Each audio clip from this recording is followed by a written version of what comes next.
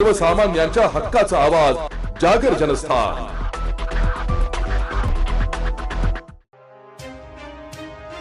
कांदा भाव प्रश्नावर येवल्यात रास्ता रोको सुरू असताना मालेगाव भागातील शेतकरी देखील उतरले रस्त्यावर। त्यांनी मालेगाव सुरत महामार्गावर रास्ता रोको केलाय। नाशिक जिल्ह्याच्या ग्रामीण भागात कांदा भाव घसरणीचा मुद्दा तापला असून आज संतप्त शेतकऱ्यांनी येवल्यात नाशिक संभाजीनगर महामार्ग रोखून धरला असताना त्या पाठोपाठ मालेगाव भागातील देखील शेतकऱ्यांच्या संतापाचा उद्रेक होऊन त्यांनी मालेगाव सुरत महामार्गावर रस्ता रोको केलाय। यावेळी संतप्त शेतकऱ्यांनी डोक्यावर काळ्या फिती बांधून रस्त्यावर कांदे ओतून जोरदार घोषणाबाजी केली आहे।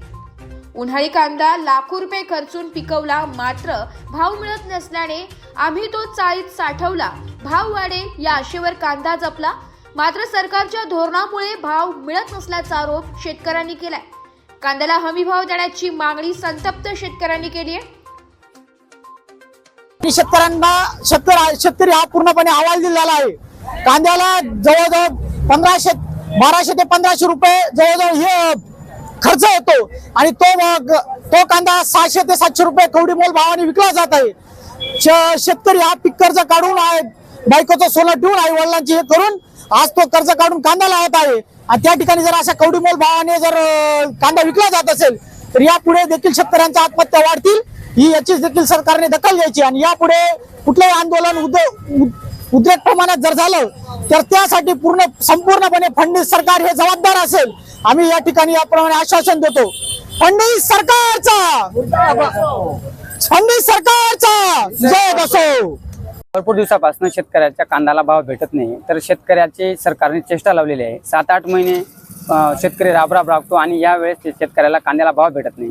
भरपूर चाळी खराब होत आहेत आणि 700 ते 800 रुपये शेतकऱ्याला अजिबात परवडत नाही। एकीकडे शासन कर्जही माफ करत नाही आणि शेतकऱ्याच्या कांद्याला भाव पण देत नाही। तर या सर्व धोरण शासनाचे चुकीचे आहे आणि निर्यात ही तातडीने खुली केली पाहिजे, जेणेकरून जागतिक बाजारपेठेत शेतकऱ्याच्या कांद्याला भाव भेटेल। तर या सर्व मागण्यांसाठी ज्या कांद्याच्या चाळी सडलेल्या आहेत त्यांना अनुदान भेटलं पाहिजे।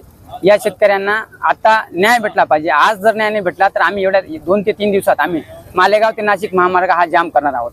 तर सर्व शेतकरी बांधव इथे आलेले आहेत। या आंदोलनात कुठल्याही पक्षाचा संबंध नाही, स्थानिक शेतकरी जे आहेत सर्व आलेले आहेत।